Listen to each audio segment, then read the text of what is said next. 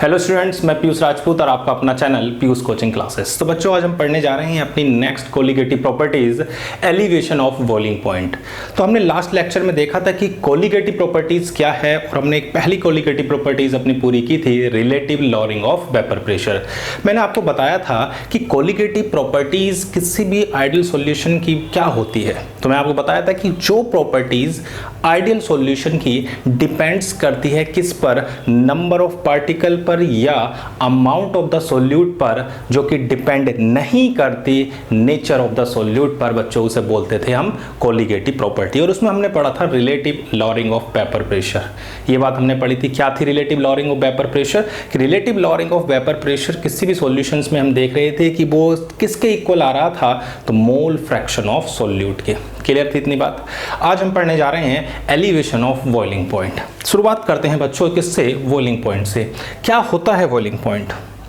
तो बच्चों, boiling point हमारा सिंपल सा किसी भी लिक्विड का वो टेम्परेचर है जहां पर उस सॉल्यूशन का वेपर प्रेशर, उस लिक्विड का वेपर प्रेशर एटमॉस्फेरिक प्रेशर के बराबर हो जाए। यानी कि जब वेपर प्रेशर और एटमॉस्फेरिक प्रेशर बराबर हो जाते हैं तो उस टेम्परेचर को हम बोलते हैं बॉइलिंग पॉइंट। तो क्या हुआ बच्चों boiling point?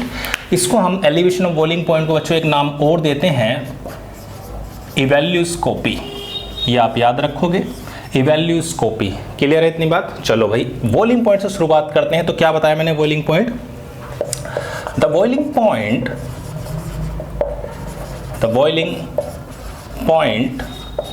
Of the liquid, boiling point of the liquid is defined as the temperature at which vapor pressure of the liquid becomes equal to atmospheric pressure। Clear है इतनी बात कि जिस टेम्परेचर पर बच्चों आपका वेपर प्रेशर लिक्विड का किसके इक्वल हो रहा है, एटमॉस्फेरिक प्रेशर के, बच्चों उसे बोलते हैं बॉइलिंग पॉइंट। क्लियर है इतनी बात? अब आपने देखा होगा वाटर का, अगर हम बात करते हैं normal boiling point, normal boiling point of the normal boiling point of water की अगर हम बच्चों बात करते हैं तो कितना होता है, तो 100 डिग्री सेंटीग्रेड होता है। क्यों होता है? क्योंकि बच्चों उस टेम्परेचर पर इसका जो वेपर प्रेशर है वो इक्वल हो जाता है किसके, 180 m, मतलब एटमॉस्फेरिक प्रेशर पर। बच्चों हम इसको जो बात करते हैं वो हम सी लेवल पर कर रहे हैं। किस पर? सी लेवल पर। अगर हम सी लेवल से ऊपर उठना शुरू कर रहे हैं, यानी कि हाइट को बढ़ाते हैं, तो वेपर प्रेशर क्या होता है, जो एटमॉस्फेरिक प्रेशर है बच्चों वो कम होने लगता है। यानी कि जैसे जैसे हाइट बढ़ रही है, हाइट बढ़ने पर जो आपका एटमॉस्फेरिक प्रेशर है वो बच्चों आपका डिक्रीज होना शुरू हो जाता है। एटमॉस्फेरिक प्रेशर क्या हो रहा है, घट रहा है। इसीलिए हाइट बढ़ने पर बॉइलिंग पॉइंट भी क्या होता है, कम हो जाता है। सिंपल सी बात है, जब एटमॉस्फेरिक प्रेशर घट जाएगा तो अब आपको कम वेपर बनाने पड़ेंगे, कम वेपर प्रेशर के लिए, क्योंकि भाई कम वेपर प्रेशर पर ही क्या हो रहा है, बॉयल हो रहा है। तो अगर हम हाइट अगर लेते हैं कितनी, एग्जाम्पल मैं आपको दे रहा हूँ, 1905 मीटर पर अगर आप जाओगे तो उसका जो बॉइलिंग पॉइंट होगा वो बच्चों 93.4 डिग्री सेंटीग्रेड होता है। और अगर हम सी लेवल पे बात करते हैं तो कितना है, 100 डिग्री सेंटीग्रेड। यानी कि जैसे जैसे हाइट बढ़ रही है एटमॉस्फेरिक प्रेशर घट रहा है, एटमॉस्फेरिक प्रेशर घट रहा है, तो सिंपल सी बात है, अब आपको कम वेपर प्रेशर पर ही उसको क्या कर सकते हो, बॉयल कर सकते हो। इतनी बात क्लियर हो गई कि बॉइलिंग पॉइंट क्या है। तो एक बार और बता दे रहा हूँ कि वो टेम्परेचर है जहाँ पर लिक्विड का वेपर प्रेशर किसके इक्वल हो रहा है, एटमॉस्फेरिक प्रेशर के। उस टेम्परेचर को बोलते हैं हम क्या, बॉइलिंग पॉइंट। क्लियर है इतनी बात? अब देखो बच्चों, आपने पढ़ा था कि जैसे जिसका भी जैसे सॉल्यूशन और हमारा सॉल्वेंट था, तो सॉल्वेंट का वेपर प्रेशर क्या होता था बच्चों, ज़्यादा, इसीलिए उसका बॉइलिंग पॉइंट क्या होगा, कम। ये ध्यान रखना, जो हमारे सोलवेंट होते हैं, सोलवेंट का जो वेपर प्रेशर है, यानी कि वेपर प्रेशर ऑफ सोलवेंट बड़ा होता है किससे? वेपर प्रेशर ऑफ सॉल्यूशन से, हाँ या ना? ठीक है बच्चों, तो बॉइलिंग पॉइंट ऑफ सोलवेंट जो होगा वो बच्चों कम होगा बॉइलिंग पॉइंट ऑफ सॉल्यूशन से, हाँ या ना? यानी कि वेपर प्रेशर इज इन्वर्सली होता है किसके? बॉइलिंग पॉइंट के। क्लियर है इतनी बात कि जो हमारा सॉल्यूशन है उसका वेपर प्रेशर कम है, इसीलिए बच्चों उसका बॉइलिंग पॉइंट जो होता है वो ज़्यादा होता है। क्यों? अब सोचो, इसका वेपर प्रेशर यहाँ है, इसका वेपर प्रेशर ये, तो अब आपको ज़्यादा हीट देनी पड़ेगी ताकि आपको उसका वेपर प्रेशर बढ़ाया जा सके, इसीलिए उसका बॉइलिंग पॉइंट भी क्या हो जाता है बच्चों? ज़्यादा। तो इतनी बात क्लियर हो गई कि जिसका वेपर प्रेशर ज़्यादा होगा उसका बॉइलिंग पॉइंट कम होगा। क्लियर है इतनी बात? चलो भाई, अब देखो बच्चों, इसको मैं आपको, इसको लिख लिया आपने, चलो भाई अब मैं इसको डायग्राम से आपको दिखा रहा हूँ। इतनी बात आपकी क्लियर है कि भाई vapour pressure is inversely proportional to boiling point. दोनों बातें क्लियर होगी कि वो बॉइलिंग पॉइंट क्या है और कि सॉल्यूशन का वेपर प्रेशर क्या होता है? कम होता है, इसलिए सॉल्यूशन का बॉइलिंग पॉइंट ज़्यादा होता है। चलो भाई, अब आगे देखते हैं बच्चों कि एलिवेशन कैसे हो रहा है, उस चीज़ को अब हम देखते हैं।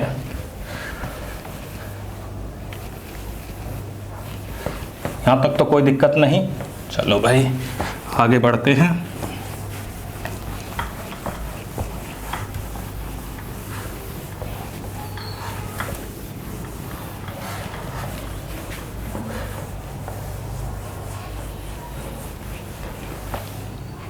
तो बच्चों अब मैं एक तरफ बच्चों मैंने टेम्परेचर लिया हुआ है और दूसरी तरफ क्या है? वेपर प्रेशर है। इधर क्या लिया हुआ है बच्चों? Vapour pressure.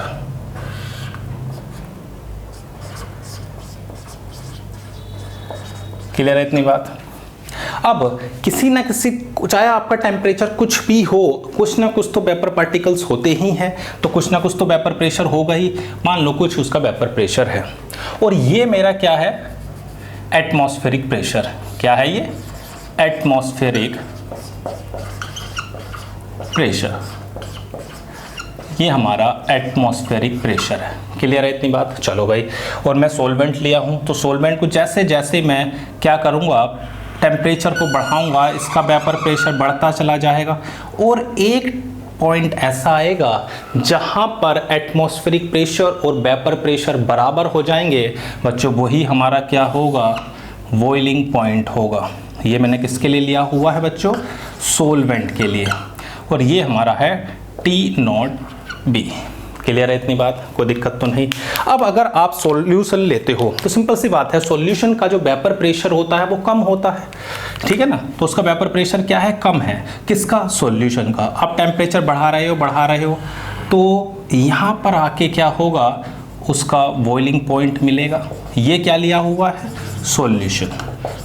सॉल्यूशन का वेपर प्रेशर क्या होता है? सॉल्वेंट से कम होता है, इसलिए मैंने उसको नीचे लिया हुआ है। जैसे जैसे टेम्परेचर बढ़ा रहे हैं वेपर प्रेशर बढ़ रहा है और एक पॉइंट आ गया, उस पॉइंट पर एटमॉस्फेरिक प्रेशर के बराबर हो गया, बॉइलिंग पॉइंट मिल गया। क्लियर है? तो ये जो आपको डिफरेंस नज़र आ रहा है बच्चों, यही डिफरेंस आपका क्या है? Elevation of boiling point. Clear है इतनी बात कि एलिवेशन ऑफ बॉइलिंग पॉइंट क्या हुआ कि भाई जो सॉल्यूशन है उस सॉल्यूशन का वेपर प्रेशर कम है सॉल्वेंट के वेपर प्रेशर से। क्लियर है इतनी बात? और आपको क्या करना पड़ रहा है? टेम्परेचर बढ़ाना पड़ रहा है ताकि आप उस एटमॉस्फेरिक प्रेशर पर पहुंच सके। तो इतनी बात क्लियर होगी। चलो भाई, तो हमारा एलिवेशन ऑफ बॉइलिंग पॉइंट क्या हुआ बच्चों? तो डेल्टा TB आपका हो गया TB माइनस T0B। क्लियर है? ये आपका क्या है? बॉइलिंग पॉइंट, यानी कि टेम्परेचर है किसका? सॉल्वेंट का, और ये क्या है? टेम्परेचर है किसका? सॉल्यूशन का। क्लियर है इतनी बात? चलो भाई, अब ये जो डेल्टा TB का अगर एक्सप्रेशन आप देखोगे कैसे निकलता है, एक बात तो कंफर्म हो गई कि जितना ज़्यादा इन दोनों का वेपर प्रेशर का डिफरेंस होगा उतना ही ज़्यादा एलिवेशन ऑफ बॉइलिंग पॉइंट होगा। सिंपल सी बात है, पर जितना ज़्यादा वेपर प्रेशर का गैप होगा आपका बॉइलिंग पॉइंट भी उतना ही ज़्यादा होगा। क्लियर है? तो मैं कह सकता हूं अब अगर मैं एक्सप्रेशन की बात करता हूं कि expression for elevation of boiling point, तो ये कंफर्म है कि जो डेल्टा टीबी है वो प्रोपोर्शनल है किसके? चेंज इन वेपर प्रेशर के। जितना ज़्यादा बच्चों वेपर प्रेशर में चेंज होगा उतना ही ज़्यादा आपका क्या होगा? डेल्टा टीबी होगा। इतनी बात क्लियर है? और डेल्टा टीपी डेल्टा पी जो है वो आपका किसके इक्वल होता था? तो याद करो, delta P is proportional to mole fraction of the solute according to Raoult's law. According to Raoult's law, कि जितनी भी आपने देखा होगा, मैंने बताया था कि जितने भी वेपर प्रेशर में कमी हो रही है वो सिर्फ वेपर प्रेशर में कमी मोल फ्रैक्शन ऑफ द सोल्यूट के इक्वल थी। कोई दिक्कत तो नहीं? तो मैं ऐसा बोल सकता हूं इन दोनों से बच्चों कि delta TB is proportional to mole fraction of the solute। हाँ या ना? ये क्या है? मोल fraction of the solute. Clear है इतनी बात? चलो भाई, अब मैं इसको देखो बच्चों ऐसे लिख सकता हूं, अगर मैं कांस्टेंट ले लेता हूं, के ले लूं, कोई दिक्कत तो नहीं है। अब आपके पास मोल फ्रैक्शन क्या होता है? तो आप याद करो क्या होता था कि mole of solute upon total mole, यही तो था, N2 upon N1 plus N2। N2 क्या है? तो मोल्स ऑफ सोल्यूट है, और N1 क्या है? तो मोल्स ऑफ सोलवेंट हैं। क्लियर है इतनी बात? अब देखो हमारा सॉल्यूशन अगर डाइल्यूट है, कैसा है? Solution is dilute. अगर सॉल्यूशन डाइल्यूट होता था तो याद करो N1 और N2 को हम इक्वल लेते थे किसके? N1 के। तो मैं क्या लिख सकता हूं? तो डेल्टा TB आ गया के N2 अपॉन N1। क्लियर है इतनी बात? अब देखो हमारे पास जो मोल हैं किसके? सॉल्वेंट के, उसे आप लिख सकते हो W1 अपॉन M1। हाँ या ना? अगर मैं W1 को किस में लूँ? 1 kg ले लूँ। कितना? 1 kg। अब ये क्या बन गया? आप देखो ध्यान से, K M1 N2 upon W1। ये देखो क्या है? क्या है ये देखो N2 क्या है? Moles of solute. W1 क्या है? मास ऑफ द सोलवेंट। अब याद करो कौन सा कंसंट्रेशन है? अब याद करो क्या था कि number of moles of solute present in 1 kg of the solvent क्या होती थी? मोलैलिटी। क्या है ये? मोलैलिटी। क्या है बच्चों? मोलैलिटी। तो अब आपका आ गया K M1 और ये आ गई मोलैलिटी, और इसको वो भी मैं कांस्टेंट मान लेता हूँ भाई। देखो K कांस्टेंट है और M1 भी कांस्टेंट होगा, तो इसको हम एक कांस्टेंट नाम दे देते हैं KB। तो आपका एक एक्सप्रेशन आ जाएगा KB इंटू M। क्लियर है? अब इसकी बात कर लेते हैं, ये क्या है? तो इसको बोलते हैं बच्चों मोलल एलिवेशन कांस्टेंट। क्या बोलते हैं? मोलल एलिवेशन कांस्टेंट, या इसको बोलते हैं इवैल्यूस्कोपिक कांस्टेंट। ये इसके दो नाम हो गए। कोई दिक्कत तो नहीं? क्लियर है? एक बार और देखते हैं। मैंने क्या बताया कि जो भी चेंज हो रहा है वो चेंज डिपेंड किस पर कर रहा है कि उसके वेपर प्रेशर में कितना चेंज है, और change in pressure, vapour pressure is directly proportional to mole fraction of the solute. Clear है इतनी बात? तो मैंने क्या लिख दिया? Delta TB is proportional to x2। x2 क्या है? हमारे mole fraction of the solute. उसको लिख दिया हमने N2 over N1 plus N2, और N1 प्लस N2 को मैं N1 ले सकता हूं अगर सॉल्यूशन कैसा है? डाइल्यूट है। क्लियर है इतनी बात? N1 मोल होते हैं मास अपॉन मोलिकुलर मास। हाँ या ना? ये M1 क्या है बच्चों? तो ये आपका मोलिकुलर मास ऑफ सोलवेंट है। क्लियर है इतनी बात? क्या है? Molecular mass of the solvent. तो यहाँ से हमारी एक्सप्रेशन बन गया delta T B is equal to K B into M, और ये हमारा एक कांस्टेंट है, इसे बोलते हैं मोलल एलिवेशन कांस्टेंट या इवैल्यूस्कोपिक कांस्टेंट। इसको भी डिफाइन करते हैं। यहाँ तक कोई दिक्कत हो तो बताओ। क्लियर है? चलो भाई आगे बढ़ते हैं। कोई दिक्कत तो नहीं? चलो अब देखो बच्चों, अगर मैं बात कर रहा हूँ किसकी, इस कांस्टेंट की, तो इस कांस्टेंट को भी एक बार नज़र मार लेते हैं कि ये कांस्टेंट क्या है।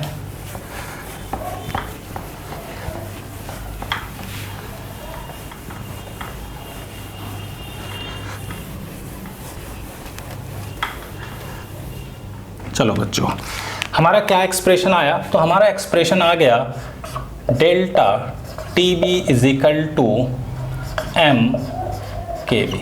क्लियर है? अब ये क्या था?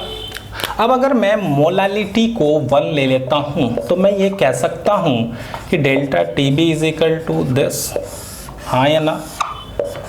कोई दिक्कत तो नहीं? तो मोलल एलिवेशन कांस्टेंट, क्या? Molal elevation constant of a liquid is defined as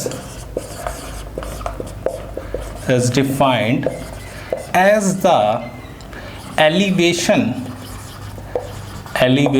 in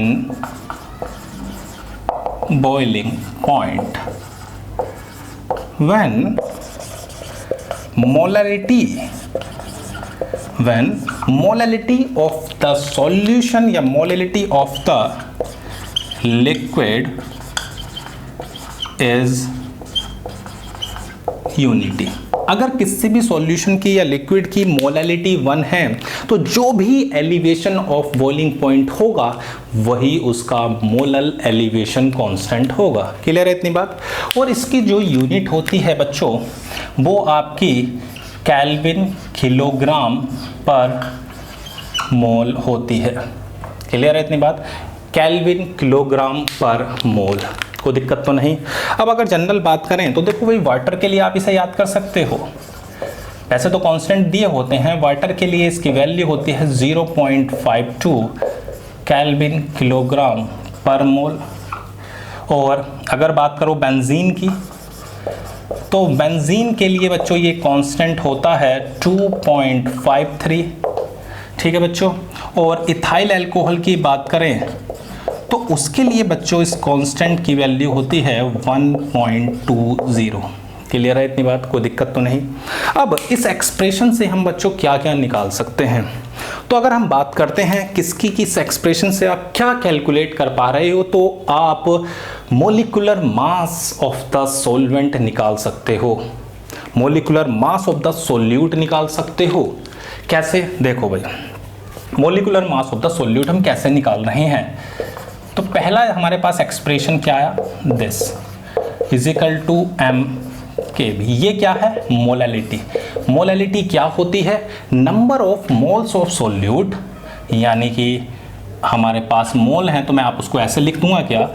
W2 upon M2। मैं क्या निकाल रहा हूँ? Molecular mass of the solute upon W1 into 1000 Kb। कोई दिक्कत तो नहीं? यही होती है कि number of moles of solute present in 1 kilogram of 1 kg लिख दो, या 1 किलोग्राम ऑफ द सॉल्वेंट। अगर W1 ग्राम में है तो 1000 से मल्टीप्लाई कर देंगे, कोई दिक्कत नहीं। तो हमारे पास कितना आ जाएगा? M2 ये आ जाएगा 1000 Kb W2 delta T B W1, मतलब M2 को इधर भेज दिया, इसको इधर ले आए, तो 1000 Kb W2 upon delta T B into W1। तो W1 क्या है? तो it's mass of the solvent. तो बच्चों W2 क्या है? It's mass of solute. Clear है इतनी बात? और ये सभी हम किस में लेंगे बच्चों? ग्राम में। इतनी बात क्लियर है? कोई दिक्कत तो नहीं? तो हम इससे बहुत आसानी से क्या निकाल सकते हैं, मोलिकुलर मास ऑफ सॉल्यूट। अगर बच्चों हमें एंथैल्पी ऑफ वेपराइजेशन पता है तो हम उसकी हेल्प से मोलर एलिवेशन कांस्टेंट भी निकाल सकते हैं। उसके लिए बच्चों आप एक फॉर्मूला याद रखेंगे। क्या है फॉर्मूला, उसे देख लेते हैं अभी।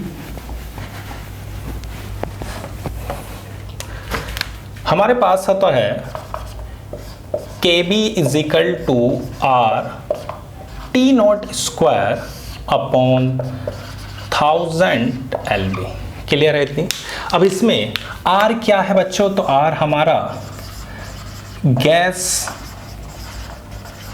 कांस्टेंट है जिसकी value 8.31 joule kelvin inverse mole inverse होती है। ये आपको याद रखनी है। जो बच्चों टी नोट है वो हमारा boiling point of the solvent, boiling point of liquid बोल सकते हो, यानी कि प्योर सॉल्वेंट होता है। क्लियर है। और LB जो आपको नजर आ रही है ये आपकी लेटेंट हीट ऑफ वेपराइजेशन पर ग्राम ऑफ सॉल्वेंट है। अब अगर हमें मोल में गिवन है तो भी हम बहुत आसानी से लिख सकते हैं। कैसे, R T नॉट स्क्वायर, इसका एक फॉर्मूला होता है बच्चों, LV is equal to enthalpy upon molar mass of solvent. तो ये आ जाएगा M1 तो ऊपर आ जाएगा और नीचे आ जाएगा 1000 लेटेंट हीट ऑफ वेपराइजेशन। ये जो आपको दिखाई दे रहा है ये है लेटेंट हीट ऑफ वेपराइजेशन पर मोल ऑफ सॉल्वेंट।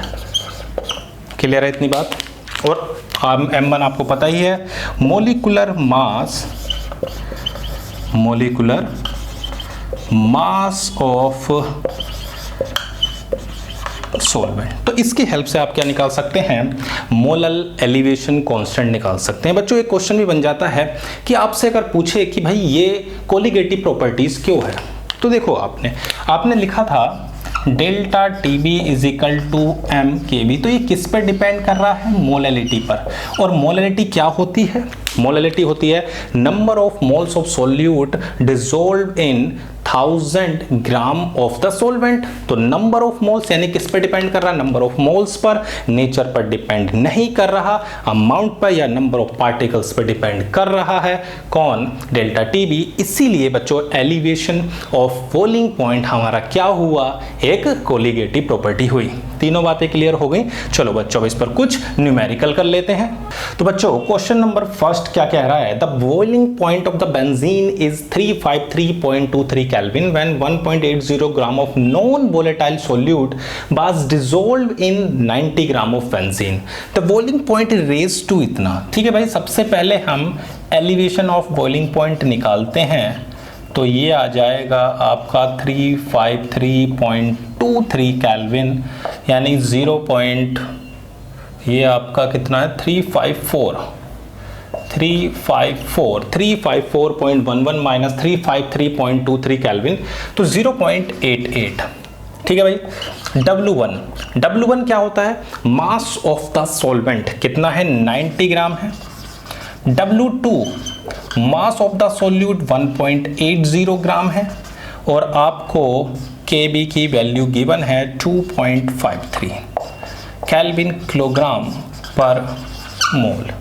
अब देखो हमें पूछा है molar mass of the solute, यानी कि M2 पूछा है। फॉर्मूला आपको पता ही है क्या होता है, तो delta TB is equal to M K B. Delta TB ये क्या था, मोल होते थे W2 upon M2 W1 into 1000 KB। तो यहाँ से M2 कितना हो गया 1000 KB W2 delta TB W1। Clear है इतनी बात। फॉर्मूला था, मोलैलिटी होती है mole of the solute present in 1 kilogram of the solvent. तो मोल होता है W2 अपॉन M2 और मास ऑफ द सॉल्वेंट कितना हो गया W1। अब वैल्यू रख दो। KB की वैल्यू है हमारे पास 2.53, W2 है 1.80, 0.88 एंड 90। अब अगर आप इसे सोल्व करोगे तो बच्चों ये लगभग 58 आता है, इतने ग्राम पर मोल। क्लियर है बात इतनी, कोई दिक्कत तो बस सीधी फॉर्मूले में वैल्यू रखी है और कुछ नहीं है। चलो भाई देखते हैं क्वेश्चन नंबर सेकंड। तो बच्चों क्वेश्चन नंबर सेकंड क्या कह रहा है, the boiling point of the benzene rises from 80.1 degree centigrade to 82.4। तो कितने का चेंज हो गया बच्चों, तो ये हो गया आपका 2.3। Okay, when 13.76 gram of wine phenyl यानी कि C6H5 ये हमारे पास है, और इस dissolve in 100 gram of benzene यानी कि W1 आपके पास 100 ग्राम है, W2 आपके पास 13.76 है, और M2 की अगर बात करें तो कितने कार्बन हैं बच्चों, 6 और 6 12 कार्बन हैं। तो 12 कार्बन हो गए इंटू 12 प्लस 1 इंटू 10, तो ये आ जाएगा 144 प्लस 10 यानी कि 154। क्लियर है इतनी बात। चलो भाई क्या फॉर्मूला था, तो delta TB is equal to M KB। तो डेल्टा TB M हमारे पास थे W2 upon M2 W1 into 1000 KB। Clear है इतनी बात। तो हमारे पास क्या आ गया बच्चों, W2 1000 KB और हमारे पास हो गया M2 W1। हमें क्या नहीं दिया हुआ है, तो मोलल एलिवेशन कांस्टेंट नहीं है, तो इसको हम कहाँ भेज देते हैं, तो ये आ जाएगा delta TB M2 W1 W2 into 1000। Value रख देते हैं। डेल्टा TB कितना था बच्चों, तो 2.3, M2 कितना था 154 इंटू 100, W2 कितना है तो 13.7 1000। तो 2 0 से इसके 2 0 कैंसिल हो गए। क्लियर है इतनी बात। अब इसे सोल्व करोगे तो ये अप्रॉक्स 2.574 आता है, इतने केल्विन किलोग्राम पर मोल। क्लियर है इतनी बात। चलो भाई सेकंड पाते हैं, कहता है calculate the latent heat of vaporisation. मैंने आपको एक फॉर्मूला लिखाया था अभी, KB इज इक्वल टू कितना था M1 R T0 square upon 1000। ठीक है बच्चों, तो यहां से आपको निकालना क्या है, यहां से आपको निकालना है लेटेंट हीट ऑफ वेपराइजेशन पर मोल में आ जाएगी आपके पास कितनी होगी, M1 R T0 square upon 1000 KB। अब देखो M1 मतलब बेंजीन का हमें क्या लिखना है, मोलर मास। तो बेंजीन होता है C6H6, तो 12 इंटू 6 प्लस 6 कितना हो गया 78। ओके, ये होता है 8.314। टेम्परेचर की बात करें केल्विन में हमें लेना होता है तो 80.1 प्लस 273 अपॉन 1000 इंटू 2.574। अगर आप इसे पूरे को सोल्व करोगे तो बच्चों क्या वैल्यू है आप करके देखना, तो 31.411 किलो जूल पर मोल आएगी। एक बात कंफ्यूज होने की कोई ज़रूरत आपको नहीं है कि आप इसे केल्विन में चेंज करें। क्यों बच्चों, ध्यान रखना क्यों, अगर आप उसे केल्विन में भी चेंज करेंगे ना तो डिफरेंस तो बच्चों इसका यही रहेगा। नहीं तो ऐड करके देखो, आप इसमें भी 273 ऐड करोगे और इसमें भी 273 ऐड करोगे, फिर माइनस करोगे, तो डिफरेंस तो यही आएगा। और ये गलती मत करना कि हमेशा टेम्परेचर को आपको किस में लेना है बच्चों, तो केल्विन में लेना है। इतनी बात आपकी क्लियर है, बिल्कुल कोई दिक्कत वाली बात तो नहीं। फटाफट लिखो, देखते हैं क्वेश्चन नंबर थर्ड। तो बच्चों क्वेश्चन नंबर थर्ड क्या कह रहा है, aqueous solution of urea is found to boil at इतना गिवन है आपको। चलो भाई, आपके पास क्या क्या है, तो आप डेल्टा टी भी निकाल सकते हो 100.52, और क्या होता है बॉइलिंग पॉइंट ऑफ वाटर, तो आपको पता है 100, तो 0.52 आ गया। ठीक है बच्चों, आपको के बी भी गिवन है, तो m is equal to delta T V is equal to M K B, तो m की वैल्यू क्या हो जाएगी, डेल्टा टी बी अपॉन, सही है, कोई दिक्कत तो नहीं, तो 0.52 अपॉन 0.52, इससे क्या आ गई, मोलैलिटी 1। मोलैलिटी अगर 1 आ गई तो इसका मतलब क्या है, इसका मतलब है कि 1 मोल ऑफ सोल्यूट, कितना, 1 मोल ऑफ सोल्यूट किसमें प्रेजेंट है, तो 1000 ग्राम ऑफ सोलवेंट में है, यही तो है भाई। 1 मोल ऑफ सोल्यूट कितने में है, 1000 ग्राम में, यही तो मतलब होता है 1 मोलल का, कि अगर मोलैलिटी कितनी आ गई है, मोलैलिटी 1 आ गई है, तो इसका मतलब क्या हुआ, सिंपल, कि 1 मोल ऑफ सोल्यूट प्रेजेंट है किसमें, 1000 ग्राम ऑफ सोलवेंट में। क्लियर है इतनी बात एक मोलैलिटी की। चलो भाई, अब देखो मोल ऑफ सोलवेंट हम निकाल सकते हैं बहुत आराम से, कितना, 1000 अपॉन वाटर का मोलर मास होता है 18, तो ये आ जाएगा 55.55। क्लियर है। मोल फ्रैक्शन ऑफ हमसे पूछे हैं यूरिया, तो मोल फ्रैक्शन ऑफ यूरिया कितना होगा, तो ये हो जाएगा 1 प्लस 55.55। अगर आप इसे सोल्व करोगे तो ये 0.018 आता है। क्लियर है इतनी बात। तो हमने क्या करा, सबसे पहले मोलैलिटी निकाली, वो मोलैलिटी आई 1, इसका मतलब ये हुआ कि 1 मोल 1000 ग्राम में है, उससे हमने मोल ऑफ सॉल्वेंट निकाल दिए, फिर हमने मोल फ्रैक्शन निकाल दिए। क्लियर है इतनी बात। तो बच्चों अब बढ़ते हैं अगले क्वेश्चन की ओर। तो बच्चों फोर्थ क्वेश्चन क्या कह रहा है, at 100 degree centigrade the vapour pressure of solution of 6.5 gram of solute in 100 gram of water is इतना। ठीक है बच्चों, आपको केबी भी दिया हुआ है, ये नीट 2016 का क्वेश्चन है।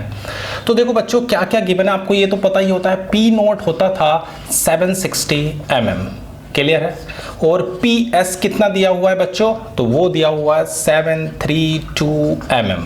ओके, और हमारे पास वेट ऑफ सोल्यूट भी है 6.5 ग्राम, और वेट ऑफ द सॉल्वेंट भी है 100 ग्राम। ठीक है भाई, इतनी बात हमें दी हुई है। चलो भाई, अब देखो आपके पास राउल्ट्स लॉ था, वो क्या कहता था कि P naught minus P S upon P naught is equal to N2 over N1 plus N2। बच्चों देखो मैंने आपको बताया था, अगर सॉल्यूशन आपका क्या है, डाइल्यूट है, तो आप इसकी जगह N1 भी लिख सकते हैं, तो हो जाएगा P naught minus P S upon P naught is equal to N2 upon N1। Clear है। P नोट की वैल्यू दी हुई है 760 माइनस 732 अपॉन 760, और हमारे पास वेट दिया हुआ है इसका 100 और 18 होता है वाटर का मोलिकुलर मास। तो अगर हम यहाँ से N2 को निकालें तो बच्चों कितना आएगा, 760 में से 732 गए तो बचेंगे 28 अपॉन 760 इंटू 100 अपॉन 18, तो 0.2046। क्लियर है। तो ये क्या निकल गया, हमारे मोल्स ऑफ सोल्यूट आ गए। क्लियर है इतनी बात। ओके, अब देखो बच्चों हमारे पास मोलैलिटी क्या होती थी, मोलैलिटी हमारे पास मोल्स ऑफ सोल्यूट निकल चुके हैं। क्या, मोल्स ऑफ सोल्यूट। अब देखो आपके पास मोलैलिटी होती थी moles of solute upon mass of the solvent into 1000, तो इससे आपकी 2.046 हाँ या ना। अब आप रिलेशन लगा दो, delta T B is equal to M K B. हमारे पास के बी दिया हुआ है 2.046 इंटू 0.52, तो ये आ जाएगा 1.06। क्लियर है। क्या होता है बच्चों डेल्टा टी बी, तो ये होता था T B minus T naught B, हाँ या ना। अब आपके पास डेल्टा टी बी पता है 1.06, और आपके पास ये है 100, तो टी बी की वैल्यू आ जाएगी 100 प्लस 1.06, यानी कि क्या कोई ऑप्शन है, तो बच्चों हमारा जो ऑप्शन है वो है सी ऑप्शन हमारा सही है। क्लियर है इतनी बात, कोई दिक्कत तो नहीं।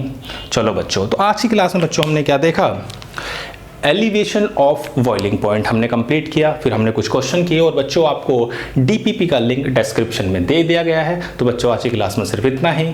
Thank you.